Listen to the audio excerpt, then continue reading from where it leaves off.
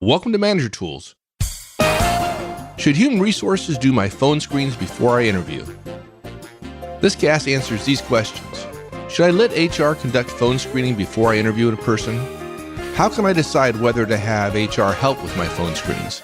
When should HR help me by phone screening candidates? Well, if you want answers to these questions and more, keep listening.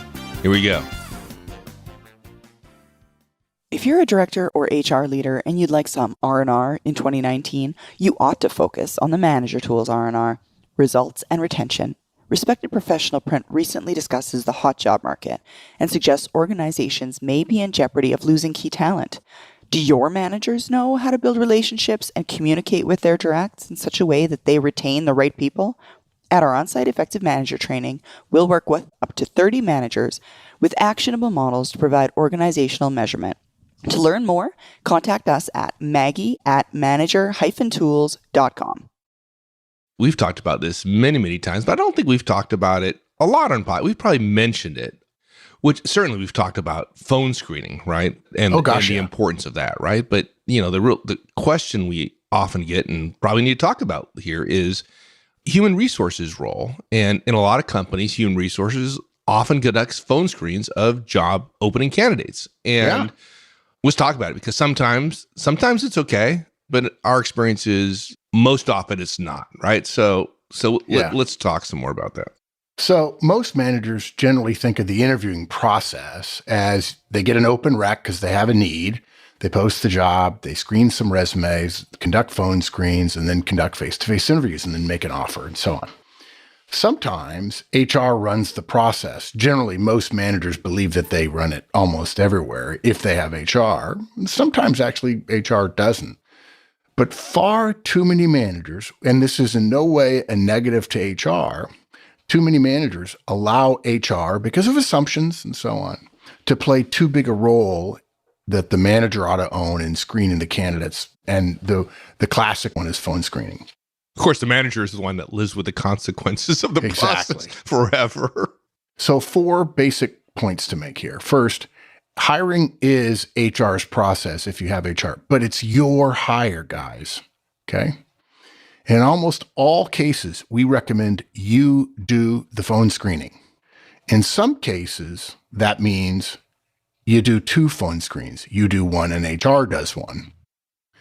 And in rare cases, no offense to HR, trust your HR business partner to phone screen. And we'll explain what the definition is of those rare cases at the end of the show. Good. Okay, so first, let's lay out the whole issue with the gray area between HR and managers in the process. Because HR generally owns the hiring process. But again, it's your hire, guys. It's basically our experience that the most likely reason phone screens are conducted by HR is because that's how it's done. Typically, a new manager hiring for the first time assumes a great deal about the hiring process. Probably their boss and their boss's bosses complained before about what HR will let them do and not do and so on. They assume who's in charge and who does what and what authority the manager has or doesn't have and what the manager can do or not do. Now, as an aside, it's not really the purview of this guidance, but corporate staff responsibility for processes is often assumed by managers, not just in hiring, to mean control. When in fact, when there's a corporate-wide or a division-wide process, it's more likely to mean oversight and guidance and not control of each and every step. If it were truly control of each and every step, then HR would conduct all your interviews and make your offers, right? I've known a lot of corporate staff who have actually tried to define the process and give guidance and control each and every step, and generally it doesn't work very well. Yeah, they don't do that as much. And right now we're recording this in early 2019, and the market is hot for hiring, and the idea that HR could do all of that is ludicrous. The moment you assume as a manager, well, gosh, surely I get to do the final interview and make the decision, you've already proven that there's parts of the process that you own, or that if HR lays out a process for you, you still have to action it. So new managers would be wise to not jump to the conclusion that's pretty common about what corporate staff is willing to do just because of what the process or HR or anybody else says they're, quote, in charge of, unquote. So when HR says, oh, we do that, or here are the steps, quote unquote, to a new manager, the new manager generally accepts what HR says.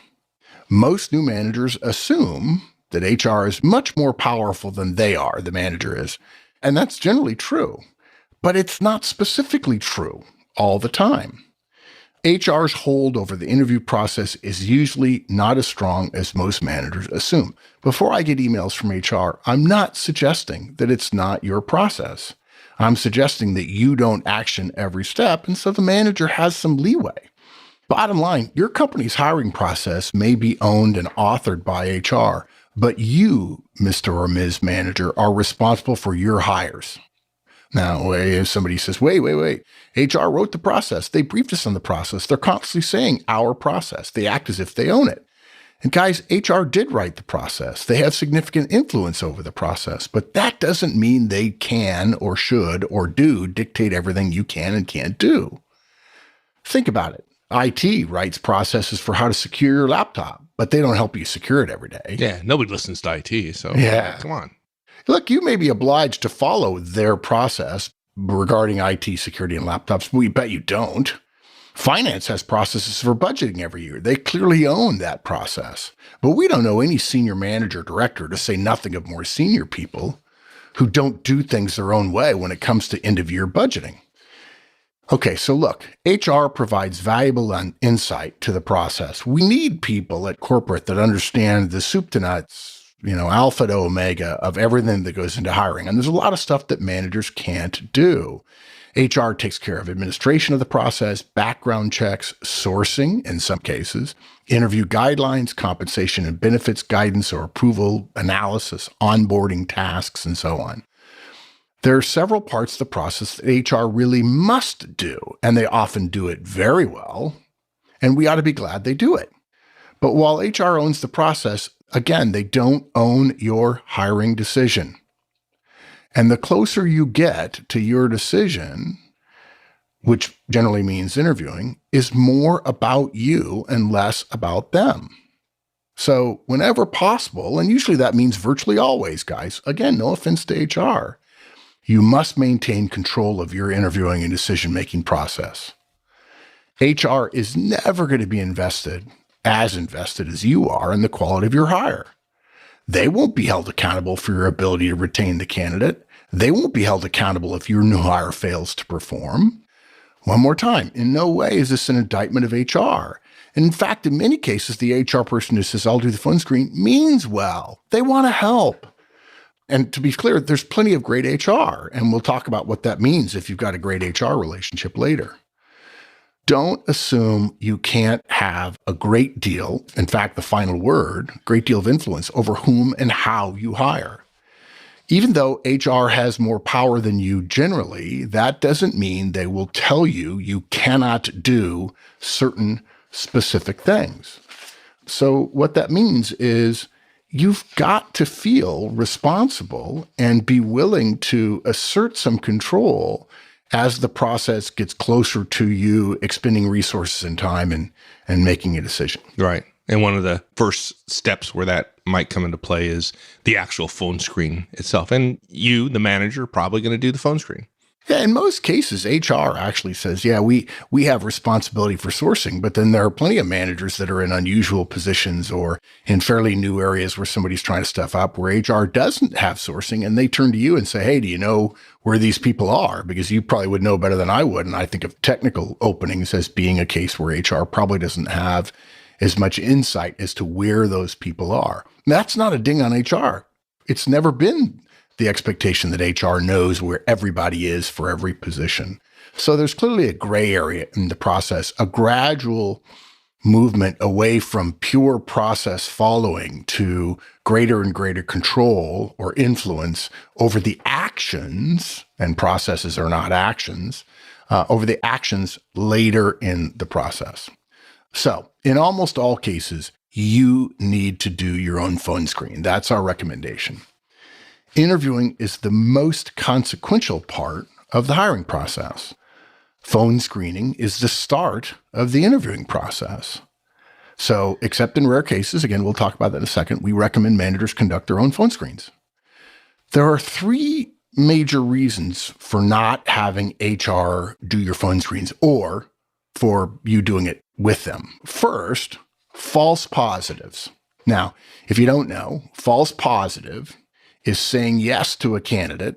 In a phone screen, that would mean recommending they come in for a full day of interviewing, when the right decision would have been to say no.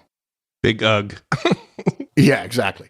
That said, right, we're in the gray area between the top of the funnel and the bottom of the funnel. And we generally are trying to eliminate people as we go through. Look, the one place you don't want a false positive is at the last step. We said it before, we'll say it again until the end of time. The only thing worse than an open position is filling it with the wrong person. HR doesn't know the details of your job or your needs or your style or the details of your team's strengths and weaknesses nearly as well as you do. HR will make more mistakes than you will in phone screening. Again, no offense intended, but I've watched HR do phone screens. I've listened to HR people talk to me about their phone screens, and most of them spend a great deal of time educating the candidate about what's going to happen or maybe answering questions about compensation and benefits. And that's not really a narrowing of the funnel. And if you've got 15 people to phone screen and HR gets rid of 5 because 4 of them were late and 1 they didn't like, but the other 10 were all, quote, fine, unquote, that's not a good use of the process.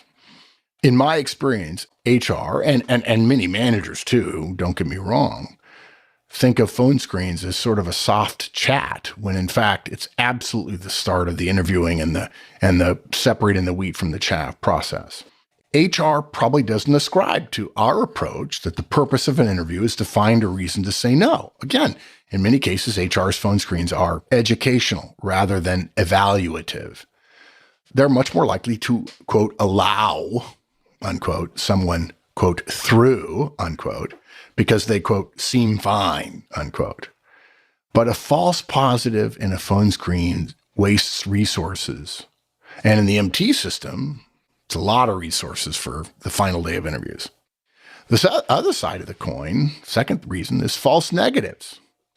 In a phone screen, a false negative is saying no to a candidate, not allowing them to come in for a full day of interviewing, when the right decision would have been to say yes. Right. Not the absolute worst of things to happen in the Manager Tools way of thinking about an interview. Yes, right? Exactly. But it's wasteful when others outside of you or your team are responsible for that false negative. False negatives are also a little more frustrating when you're first starting to interview or first starting a relationship with somebody in HR. If HR is doing your phone screens, when they say no to a candidate, you lose the ability to calibrate with HR about that person's fit. And it's been my experience that if Mike is my HR person and Mike does my phone screens, they'll be perfect.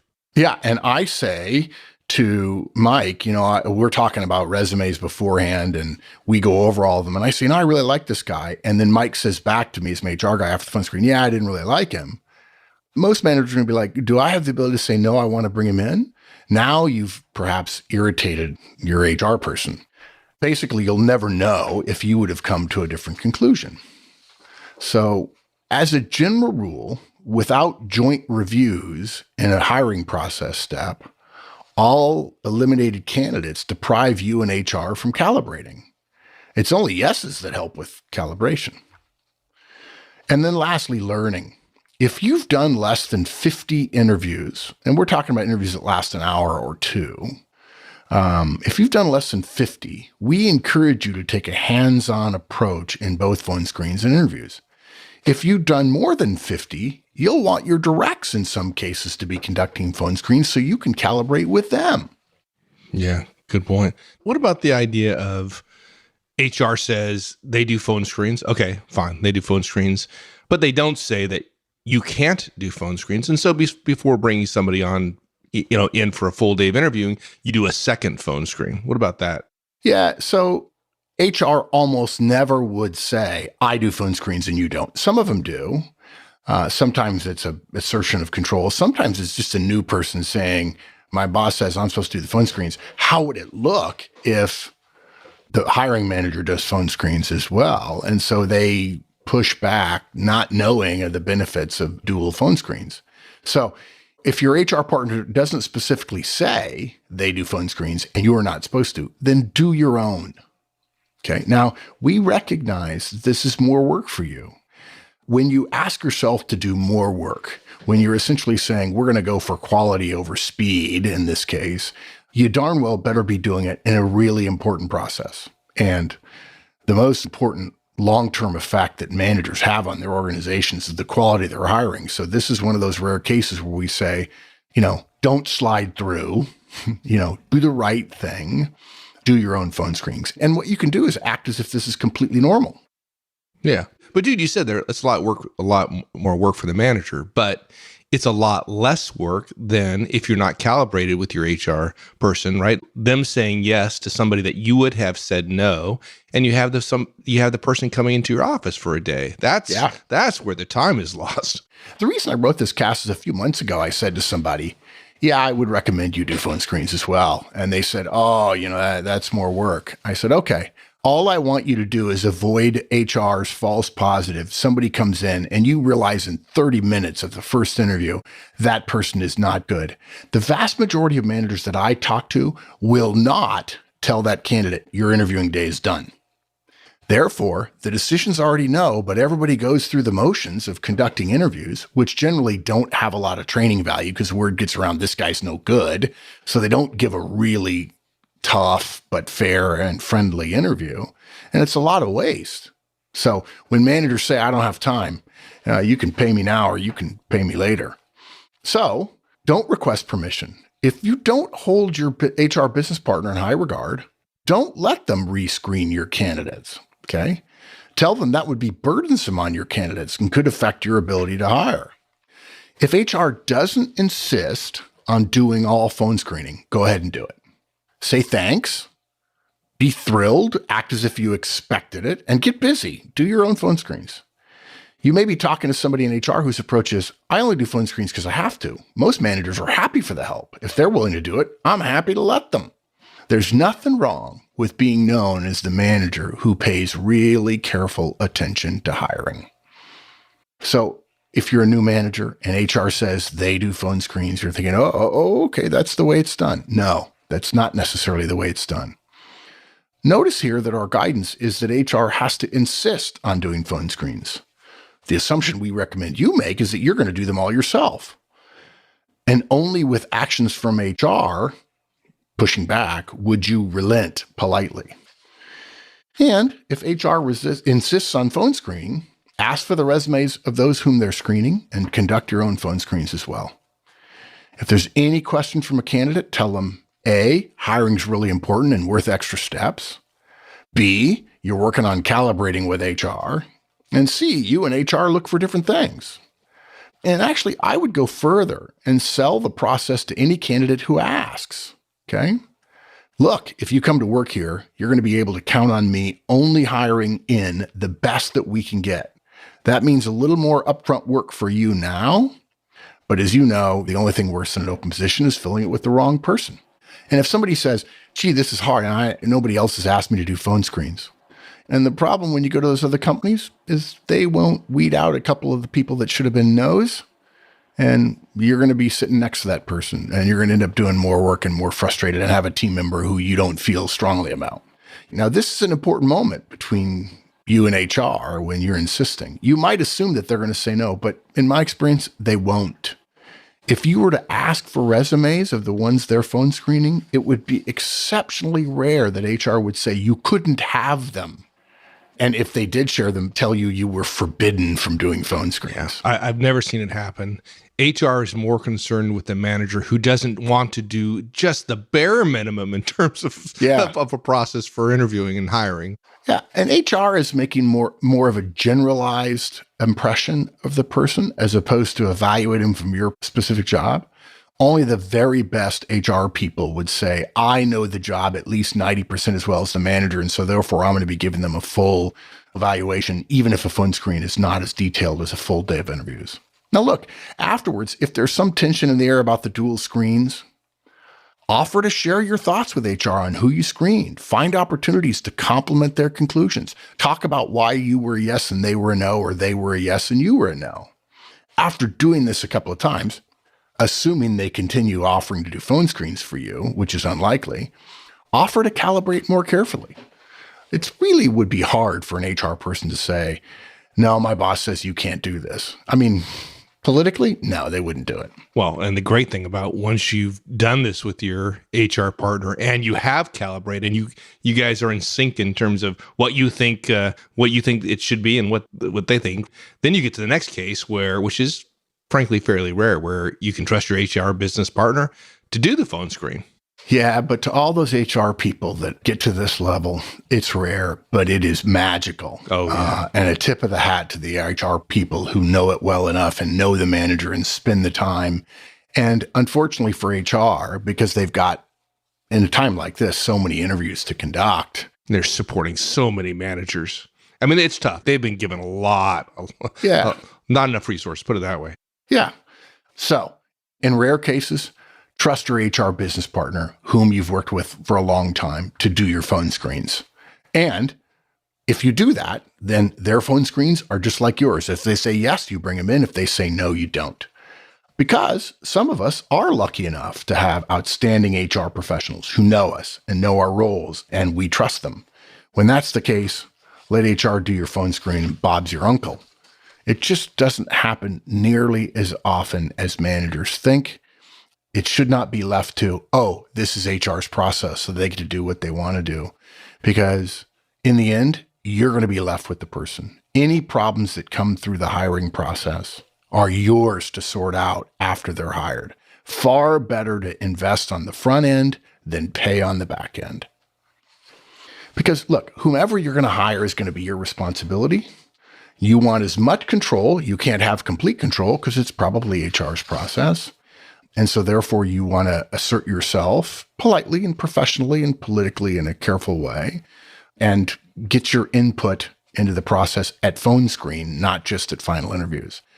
A highly trusted HR partner is priceless and they can help, but usually they won't be as good as you. And that's not a knock in HR because they're not as good as you at your job and you're not as good as HR as their job. But in the end, hiring is your decision.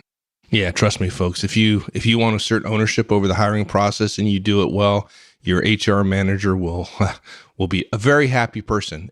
Unless you say that, a Ouija board is part of your process, then maybe not. So now, to be fair, I also have to mention, if you're hearing this and you're an early listener, you've not listened to a lot of other casts, our guidance about hiring is unusual compared to the standard. It is the right way to do it. We've been interviewing for 30 years and I've conducted thousands, if not tens of thousands of interviews myself and have consulted on building processes for companies and so on. And nobody will argue with the idea that high quality hiring is the ultimate impact a manager has. And so the reason we're phone screening them is because we don't have time to just bring everybody in. Because when we talk about bringing everybody in, we're not talking about interviewing them for 1 hour. We're talking about a series of interviews over the course of the entire day, not just with you, but with people who they'll be peers to, or perhaps a peer of yours, all with standardized interview questions and an interview results capture meeting for which we have guidance on. It's one of our Hall of Fame casts, designed to be absolutely sure that if you say yes, you'll never regret it. Yeah. And we have an interview creation tool for licensees that allows you to create those interviews.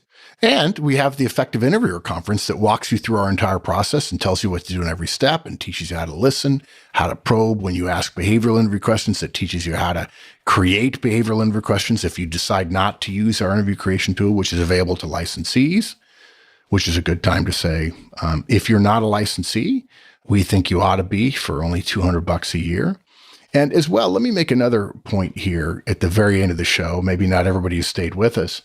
But folks, if you're a listener and we're not emailing you, we would like to suggest that you make sure you have an account with us. It's free. All you have to do is come to the website and you get all kinds of benefits associated with being a member of our community beyond just being a listener. And we're not the kind of people who spam you because we know what it's like to be spammed. We just want an opportunity to help you get better.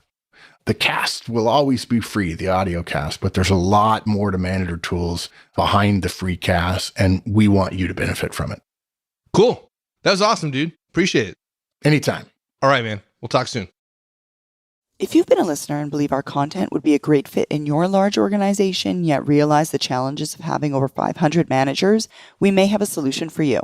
Leverage your current training staff to deliver our content internally. We'll teach you how to deliver our guidance such that you can work with your managers when it's most optimal. We've created a licensing model that allows for large groups of managers to receive all of our standard trainings: Effective Manager, Effective Communicator, and Effective Hiring Manager. To learn more, contact Maggie@manager-tools.com. Thanks, everyone. That's it. We'll see you next week. Have a great one. So long.